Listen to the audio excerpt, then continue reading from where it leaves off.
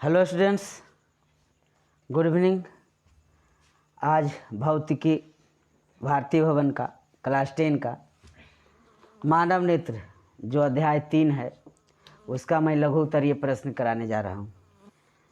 मेरे पास जो बुक है भारतीय भवन का, उसमें कुल लघु का 13 प्रश्न दिया गया है। कोई नए बुक है जो उसमें कुछ ज़्यादा होंगे, किसी में कम रहता है। मेन तो हमें मटेरियल पढ़ना है, लेसन ही क्वेश्चन कोई मायने नहीं रखता है कि जो क्वेश्चन एक्सरसाइज में दिया हुआ है वो एग्जाम में आ जाए, ऐसा तो होने की बात है नहीं। 13 क्वेश्चन मैं बुक से करवा रहा हूँ। फर्स्ट क्वेश्चन है, आँखों की समंजन क्षमता का क्या तात्पर्य है? अर्थात आँखों की समंजन क्षमता से आप क्या समझते हैं? आँखों की समंजन क्षमता से आप क्या समझते हैं?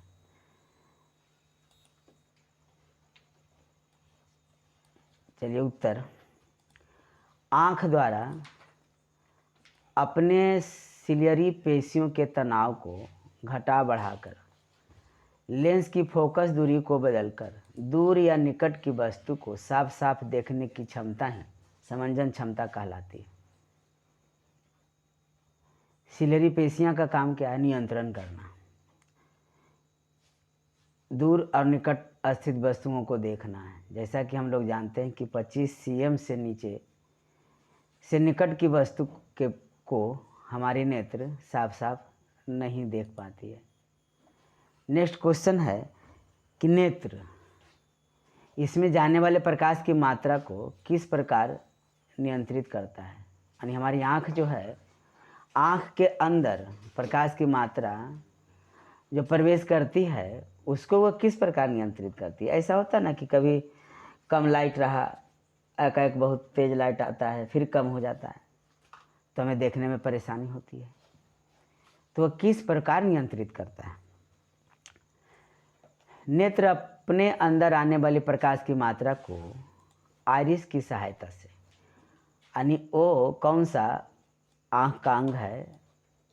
वो है आइरिस, जिसके कारण ही आँख जो है अपने अंदर आने वाली प्रकाश की मात्रा की सहायता से आँख के लेंस से बाहर जाने वाली प्रकाश के परिमाण को घटाता और बढ़ाता है। जब अंधेरे कमरे में आइरिस का जो छिद्र होता है वह फैल जाता है और अधिक प्रकाश आने पर वह सिकुड़ जाता है। स्वतः ऐसा होता है, ऑटोमेटिक ऐसा होता है। सिलियरी पेशियों में जो आइरिस है, आइरिस में ऐसा करने की क्षमता होती है, गुण होती है, जिसके कारण वह कम यानी मंद लाइट या फिर अधिक प्रकाश में सिकुड़ता है। कम प्रकाश अंधेरे में उसका छेद क्या होता है? फैल जाता है। नेक्स्ट सवाल है कि निकट दृष्टिता और निकट दृष्टि दोष ही समझिए क्या है और इसे दूर करने के लिए हम किस लेंस का व्यवहार करते हैं? तो जब हमारी आँख दूर स्थित वस्तुओं को स्पष्ट रूप से नहीं देख पाती है, मतलब दूर स्थित वस्तुओं को स्पष्ट रूप से देखने की क्षमता जब हमारी आँख खो देती है, तब हम समझते हैं कि हमारी आँख में निकट दृष्टि दोष हो गया है। निकट दृष्टि दोष कब होती है? जब हमारी आँख दूर स्थित वस्तुओं को देखने की क्षमता खो देती है और इसे दूर करने के लिए अवतल लेंस के चश्मे का व्यवहार किया जाता है। इसे अपसारी लेंस भी कहते हैं। नेक्स्ट क्वेश्चन नंबर 4 है कि यदि हम तीव्र प्रकाश से किसी कम प्रकाश वाले कमरे में जाएं, तीव्र प्रकाश वाले कमरे से हम कम प्रकाश वाले कमरे में जाएं तो वहाँ वस्तुओं को स्पष्ट देखने में कुछ समय लगता है। ऐसा क्यों होता है? कम प्रकाश में हम हैं, एक तीव्र प्रकाश वाले कमरे में चले जाएं तो वहाँ देखने में कुछ समय लगता है, जिसको हम लोग ग्रामीण भाषा में कहते हैं कि आँख चौंधी आ गई, इतना तेज प्रकाश हुई है। ऐसा कुछ अगर आँख के ऊपर कोई टॉर्च जला दे तो अगर हम रास्ते में चल रहे हैं तो आसानी से चल पा रहे हैं, रास्ता दिख रहा है, गड्ढा वगैरह आ रहा है उसे हम देख रहे हैं। लेकिन अगर आँख पर कोई टॉर्च जला दे, एक लाइट आए, प्रकाश आए, तो फिर कुछ समय के लिए हमें दिखना लगभग बंद हो जाती है। तो ऐसा क्यों होता है? तो जब तीव्र प्रकाश में आँखों की पुतली जो है वह सिकुड़ जाती है। तीव्र प्रकाश में आँखों की पुतली सिकुड़ जाती है, और जब हम कम प्रकाश वाले कमरे में जाते हैं तो हमारी आँखों को देखने के लिए पुतली को फैलना पड़ता है, यानी फैला हुआ रहना चाहिए। तो सिकुड़कर फैलने में समय लगता है, सिकुड़कर फैलने में समय लगता है। इसलिए जब तीव्र प्रकाश से कम प्रकाश वाले कमरे में आते हैं तो वहाँ देखने के लिए कुछ समय लगता है, आँख को कुछ समय लग जाता है, एडजस्टमेंट करने में आँख को समय लगता है। नेक्स्ट क्वेश्चन है कि सामान्य नेत्र, जो हमारी आँख है मनुष्य की, स्वस्थ मनुष्य की आँखें जो है 25 cm से निकट रखी वस्तुओं को साफ साफ नहीं देख पाता है, स्पष्ट रूप से नहीं देखता, ही ना हमारी निकट दृष्टि है 25 cm, इससे कम हम वस्तु को साफ नहीं देख पाएंगे। तो नेत्र की सिलेरी पेशियाँ उतनी ही खींच पाती है जितना कि 25 cm पर रखी वस्तु को स्पष्ट रूप से देख सकें। 25 cm से निकट की वस्तु को देखने में असमर्थ होता है, क्योंकि सिलेरी पेशियों नेत्र लेंस को उतना नहीं खींच पाती है जितना कि स्पष्ट रूप से देखने के लिए जरूरी होता है। इसके कारण ही हम 25 सेंटीमीटर से निकट रखी वस्तु को स्पष्ट रूप से नहीं देख पाते हैं। नेक्स्ट क्वेश्चन नंबर 6 है, नेत्र के 2 मुख्य दोष। आपको 3 दोष पढ़ना चाहिए, तो सवाल को मैं डील कर रहा हूँ ना। नेत्र के 2 प्रमुख दोष के नाम लिखना है और उनका उपचार करने में किस लेंस का व्यवहार होता है, बस यही तो सवाल कह रहा है। तो मानव की जो नेत्र में है उसमें मुख्य रूप से 2 दृष्टि दोष होते हैं, एक है निकट दृष्टि दोष, दूसरा है दूर दृष्टि दोष। तो निकट दृष्टि दोष के उपचार के में अवतल लेंस यानी अपसारी लेंस का प्रयोग होता है। लेंस कौन सी होती है? अपसारी, निकट दृष्टि दोष में। और दूर दृष्टि दोष में, जिसे दीर्घ दृष्टि दोष भी कहा जाता है, उसके उपचार के लिए उत्तल लेंस का प्रयोग होता है, यानी अभिसारी लेंस का प्रयोग होता है। दूर दृष्टि में उत्तल लेंस और निकट दृष्टि दोष में अवतल लेंस का व्यवहार किया जाता है इन दूरदृष्टि दोषों को दूर करने के लिए। नेक्स्ट क्वेश्चन है कि दूरदृष्टिता नामक दोष के निवारण हेतु प्रयुक्त लेंस को दिखाते हुए किरण आरेख खींचे। चलिए, तो हम जानते हैं कि दूरदृष्टि दोष जो है उसका उपचार उत्तल लेंस की सहायता से होती है। उत्तल लेंस लगाकर दूरदृष्टिता का उपचार किया जाता है। इसका किरण आरेख देखिए, ये हमारी मानव नेत्र है। तो मानव नेत्र में ऑलरेडी एक उत्तल लेंस की तरह कार्य करती है, उत्तल लेंस है। यहाँ एक और उत्तल लेंस लगा दी गई, अनंत से प्रकाश की किरणें आ रही है। ये जो लेंस हमारा चश्मे का लगाया गया है, या एक्सटर्नल कुछ लेंस दी गई है उत्तल लेंस, यहाँ से आवर्तन होगी, आवर्तन होकर मानव नेत्र पर पड़ेगी। अभिसारी लेंस, जिसे हम उत्तल लेंस कहते हैं, तो 25 सेंटीमीटर की दूरी पर रखी गई है। यहाँ से निकटतम, यहाँ से अगर निकट वस्तु को इधर रखेंगे तो फिर हमें वस्तु नहीं दिखेगी। अगर किसी वस्तु को यहाँ रख दिया जाए तो उसे हम साफ साफ नहीं देख पाएंगे, इधर रखें तो। कम से कम मिनिमम यहाँ होना चाहिए, इससे आगे रहेगा अनंत तक हम देख पाएंगे, लेकिन हम उसे नहीं देख पाएंगे अगर इससे निकट हो गई तो। यही किरण आरेख खींचने बोल रहा था इस क्वेश्चन में। बढ़ते हैं नेक्स्ट क्वेश्चन की ओर। क्वेश्चन नंबर 8 है कि तारे क्यों टिमटिमाते हैं, समझाइए। यह भी सवाल कई बार पूछा है, बहुत ही आसान सा सवाल है। आवर्तन के कारण ही आपको याद रखना है। तारे वायुमंडलीय आवर्तन के कारण टिमटिमाते हैं। तारे जो है वह वायुमंडल में आवर्तन जो होता है, क्योंकि वायुमंडल सूर्य बहुत दूर स्थित है पृथ्वी ग्रह से, वहाँ से प्रकाश की किरणें जब गुजरती है तो पहले उसे निर्वात मिलता है, यानी कोई हवा का माध्यम भी नहीं है। जो वायुमंडल है उसमें ऊपर में निष्क्रिय गैसें, हल्की गैसें होती है, और पृथ्वी तल तक आते आते भारी गैसें जिसमें सघनता अधिक होती है, जैसे CO2 हो जाए, नाइट्रोजन हो जाए, ऑक्सीजन हो जाए, ये सब मिलते हैं। ये सब तक गुजरने में माध्यम जब परिवर्तन हुई तो उसकी दिशा तो बदलेगी ना, क्योंकि हम जानते हैं कि एक माध्यम से दूसरे माध्यम में प्रवेश करता है प्रकाश की किरणें, तो वह अभिलंब की ओर मुड़ती है या तो फिर अभिलंब से दूर जाती है। तो ऐसा तो होता रहता है वायुमंडल में। तापमान के कारण भी वायुमंडलीय प्रेशर, वायुमंडलीय दाब जो है घटता बढ़ता रहता है। देखते हैं, आंसर को देखिए ढंग से कि तारे वायुमंडलीय आवर्तन के कारण ही टिमटिमाते हैं। इस लाइन को, इस सेंटेंस को एकदम बिल्कुल याद कर लेना है इतना। अब आगे हम इसे डील करेंगे कि जब तारा का प्रकाश या सूर्य का प्रकाश, कुछ भी हो, तारे टिमटिमाने की बात हो रही है तो तारे वाली बात करता हूँ कि जब तारा का प्रकाश हमारी पृथ्वी के वायुमंडल में पहुँचता है, निर्वात से पार करके पहुँचता है, तो वहाँ उपस्थित गर्म और ठंडी हवाएं विरल और सघन माध्यम का काम करती है। जो गर्म हवा होगा वहाँ विरल माध्यम होगा, और ठंडी हवा होगा वहाँ सघन माध्यम होगा। ऐसी माध्यम मिलती है। और कुछ ऐसी भी गैसें हैं जो हल्की गैसें ऊपर होती है, जैसे हीलियम, हाइड्रोजन वगैरह होती है, दूसरे से गुजर के आता है विरल माध्यम से, फिर उसे सघन माध्यम मिल गई, तो ये सबसे गुजर के पार होती है।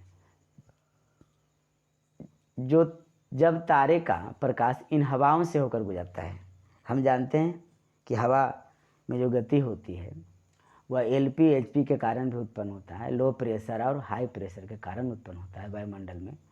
तो हवा में गति आ गई, गतिशील हवा हो गई है, तो वह अपने पथ से विचलित हो जाता है। इस वजह से तारे क्या होते हैं, टिमटिमाते नजर आते हैं। चलिए बढ़ते हैं नेक्स्ट क्वेश्चन नंबर 9। चंद्रमा और ग्रह टिमटिमाते हुए प्रतीत नहीं होते हैं, क्यों? बहुत आसान सवाल है। तारे टिमटिमा रहे थे लेकिन चंद्रमा नहीं टिमटिमाता है, ऐसा क्यों होता है? हम जानते हैं कि ग्रह और तारे, चंद्रमा में अपना प्रकाश नहीं है, चंद्रमा में भी अपना प्रकाश नहीं है। वह पृथ्वी का उपग्रह है ना, प्राकृतिक उपग्रह, एकमात्र एकलौता उपग्रह है चंद्रमा। तो चंद्रमा तथा ग्रह नहीं टिमटिमाते हैं। क्यों नहीं टिमटिमाते हैं? क्योंकि तारे की अपेक्षा चंद्रमा और अन्य ग्रह एक तो बहुत निकट है, जिससे तारों को प्रकाश का लगभग बिंदु स्रोत समझा गया है, जबकि चंद्रमा तथा ग्रह फैला हुआ अर्थात विस्तृत बिंदु स्रोत समझा गया है। विस्तृत पिंड जैसा होता है, इसलिए चंद्रमा तथा ग्रह में से आती किरणें वायुमंडलीय घटने बढ़ने के कारण थोड़ा विचलन मालूम नहीं पड़ता है, उसमें विचलन जो है मालूम नहीं पड़ पाता है। किस में? वायुमंडलीय दाब या तापमान घटते बढ़ते हैं। यहाँ आप जोड़ लीजिएगा दो शब्द, वायुमंडलीय दाब और ताप घटते बढ़ते रहते हैं, जिसके कारण विचलन मालूम यहाँ नहीं पड़ता है। तो चंद्रमा और ग्रह जो हैं वह तारों की अपेक्षा पृथ्वी के निकट होती है। तो हम जानते हैं कि प्रकाश की किरणें में तरंग जो होती है, तरंगदैर्घ्य, जिसे लैम्डा से भी सूचित किया जाता है, वो समझिए उसका स्पीड है। तो निकट है तो गति तो ज़्यादा रहेगी, एक तरह से समझ लीजिए, क्योंकि दूरी बढ़ने से विचलन बढ़ने की संभावना बढ़ जाती है ना। तो तारे बहुत दूर हैं पृथ्वी से हमारे, तो विचलित हो जाएंगे, जिसके कारण ही वो टिमटिमाती है। जबकि चंद्रमा और ग्रह जो है यह टिमटिमाते नज़र नहीं आते हैं। या तो उपग्रह भी ले लीजिए, चंद्रमा, ग्रह, उपग्रह भी ले लीजिए, ये सब टिमटिमाता हुआ प्रतीत नहीं होता है। पहला कारण है कि पृथ्वी के निकट है, और दूसरा है कि जो वायुमंडल में घटते बढ़ते रहते हैं तापमान और दाब, जिसके कारण अपवर्तनांक में परिवर्तन होता है। तो दूरी जब होती है तभी तारे और ग्रह नहीं टिमटिमाते हैं, और तारे टिमटिमाते हैं जबकि चंद्रमा और ग्रह नहीं टिमटिमाते हैं। क्वेश्चन नंबर 10 बहुत ही इंपॉर्टेंट है जी, कि सूर्योदय के समय सूर्य रक्ताभ क्यों प्रतीत होता है? रक्ताभ मतलब लाल, रक्त, ब्लड की तरह लाल क्यों दिखता है मॉर्निंग में, बहुत सुबह ही, जिस समय सवेरे होती है पूरा में जब हम देखते हैं सूर्योदय होने के पहले, तो सूर्य निकलती नहीं, आँखों से नहीं दिखता है, लेकिन क्षितिज जो है लाल दिख जाती है। ऐसा क्यों होता है?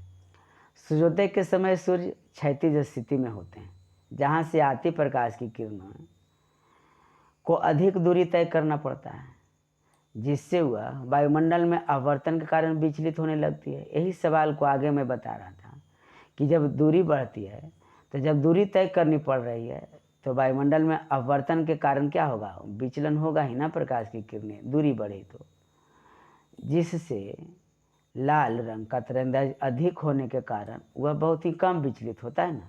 देखिए, सूर्य के प्रकाश में कुल 7 रंग है, बैनी, आहपी, नाला, ये सब है। तो लाल रंग का तरंगदैर्घ्य अधिक है, जिसके कारण वह बहुत जल्द कम समय में हम तक पहुंच पाता है, उसका विचलन कम होता है। बाकी अन्य रंगों का, अन्य वर्णों का विचलन हो जाने के कारण हम उसे नहीं देख पाते हैं, तो सिर्फ हमें और सिर्फ लाल रंग ही देख पा रहा है। अब ऐसा भी आप पिछले क्लास में पढ़े होंगे कि लाल कपड़ा जो है, जैसे लाल स्वेटर, लाल शर्ट है, तो उस लाल ही वो क्यों दिखता है, तो चूँकि श्वेत प्रकाश जब कपड़े पर पड़ती है, लाल कपड़े पर, तो अन्य सभी 6 वर्णों को वह अवशोषित कर लेती है, सिर्फ लाल रंग को ही वह परावर्तित करती है। तो जिस रंग को वह परावर्तित किया, वह वस्तु या वह कपड़ा वही रंग का दिखता है। ऐसा भी क्वेश्चन आ सकता है जी कि लाल रंग का कपड़ा या लाल गुलाब लाल ही क्यों दिखता है, तो अन्य 6 रंग जो नीला हो गए, बैगनी हो गए, हरा हो गए, पीले हो गए, ये सब को वह क्या कर लिया, अवशोषित कर लिया, और सिर्फ लाल रंग को ही वह परावर्तित करता है। तो लाल गुलाब का जो है फूल, उसमें रेड पिगमेंट पाए जाते हैं, जो सूर्य से आने वाली लाल रंग के वर्णों को परावर्तित कर देती है। बस जस्ट लाइक वैसा यहाँ भी आप समझिए कि सूर्योदय जब होती है तो सूर्य से आती है 7 किरणें, तो लाल रंग वाली जो वर्ण है उसका तरंगदैर्घ्य अधिक है, विचलन कम होता है, पहले वह हम तक पहुँच गई, लेकिन अन्य किरणें विचलित हो जाने के कारण क्षैतिज पर फैल जाते हैं। दूरी भी तो होता है ना उतना सवेरे, क्योंकि दोपहर को देखिए हमारी पृथ्वी के निकट होता है सूर्य, ज़्यादा गर्मी लगता है, धूप तेज होती है, क्योंकि हमारी पृथ्वी फ्लैट थोड़े गोलाकार अंडाकार फिग के समान है ना। बढ़ते हैं नेक्स्ट क्वेश्चन की ओर कि किसी अंतरिक्ष यात्री को आकाश नीले की अपेक्षा काला क्यों प्रतीत होता है। हमें जब धरती पर से, सतह पर से देखते हैं, अर्थ सरफेस पर से, तो हमें आकाश जो है वह नीला दिखाई देता है, लेकिन अंतरिक्ष यात्री जब वह सैटेलाइट में होता है तो वहाँ से अगर ऊपर की ओर देखता है तो नीला न दिख करके उसे काला प्रतीत होता है। मार्केबल पॉइंट है कि जब ऊपर जाते हैं अंतरिक्ष यात्री, तो ऊपर चले गए ना, स्पेस सूट पहनकर स्पेस क्राफ्ट में होंगे, या तो फिर चंद्रमा पर पहुंच गए होंगे, वहाँ से उन्हें आकाश नीला न दिखकर काला दिखता है। ऐसा क्यों होता है, तो अंतरिक्ष यात्री आकाश में उस ऊंचाई पर होते हैं जहाँ वायुमंडल नहीं होता है। एरोप्लेन वगैरह, हेलीकॉप्टर, ये सब वायुमंडल में ही उड़ते हैं। उसके ऊपर एयरक्राफ्ट जाती है जहाँ वायुमंडल नहीं होता है, क्योंकि अगर उसे वायुमंडल में उड़ाई जाए अधिक समय तक तो घर्षण के कारण आग भी लग सकती है ना। एयरक्राफ्ट है, उसे तो जाना ही है ना। अन्य ग्रहों पर, उपग्रहों पर अंतरिक्ष यात्री आकाश में जब उड़ रहे होते हैं तो उतनी ऊंचाई पर होते हैं जहाँ वायुमंडल नहीं होता, यानी वायु का कोई अता पता नहीं होता है, तो वायुमंडलीय आवर्तन नहीं होगा। जब वायुमंडल है ही नहीं तो वायुमंडलीय आवर्तन तो नहीं होगा ना जी। इसी वजह से वहाँ आकाश नीले न देखकर हमें काला प्रतीत होता है।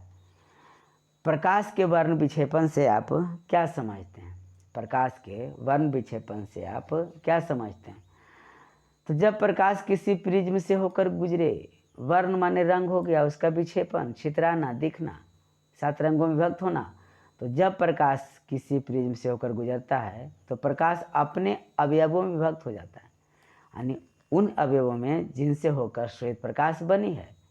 जब श्वेत प्रकाश किसी प्रिज्म से होकर गुजरता है तो प्रकाश अपने अवयवी वर्णों में विभक्त हो जाता है, जिसे प्रकाश का वर्ण विक्षेपण कहते हैं।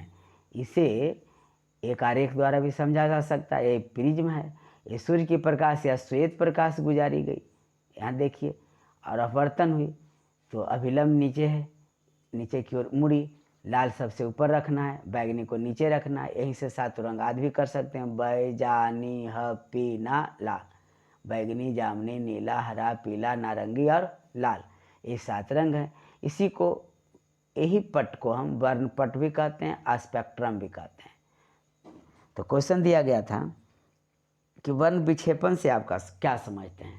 तो अगर ये आरेख बना देते हैं तो और अच्छी बात है, आसान सा चीज़ तो है बनाना, क्योंकि इसमें एक क्वेश्चन और छुपा हुआ है। आपको ऐसा भी एग्जाम में देता है, क्वेश्चन बैंक में देखिए कि वर्णपट या स्पेक्ट्रम से आप क्या समझते हैं, आरेख द्वारा समझाएं। तो देखिए प्रिज्म से होकर जब श्वेत की प्रकाश गुजरती है तो इधर पर्दे पर हमें 7 रंगों की पट्टी दिखाई पड़ती है, यही तो वर्णपट है, 7 रंग ही तो वर्णपट है, इसी को स्पेक्ट्रम कहा जाता है।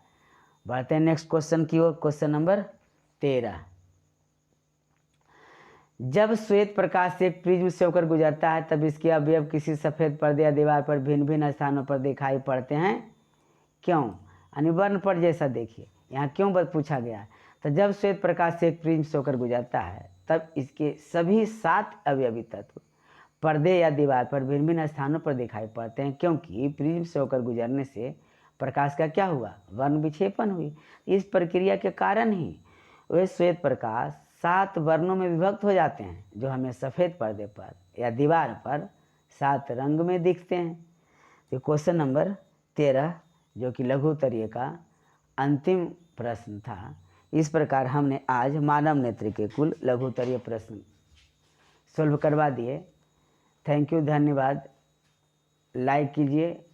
और मैं देख रहा हूँ कि व्यूज कम जा रहे हैं, इसका अर्थ यही हो रहा है कि आप लोग पढ़ नहीं रहे हैं जो मैं दे रहा हूँ वीडियो बनाकर, लघु हो अति लघु हो ऑब्जेक्टिव हो वो सब कीजिए। बाकी प्रकाश का परावर्तन आवर्तन का जो भी न्यूमेरिकल है नेक्स्ट वीडियो में हम उसे बनाते हैं। थैंक्स।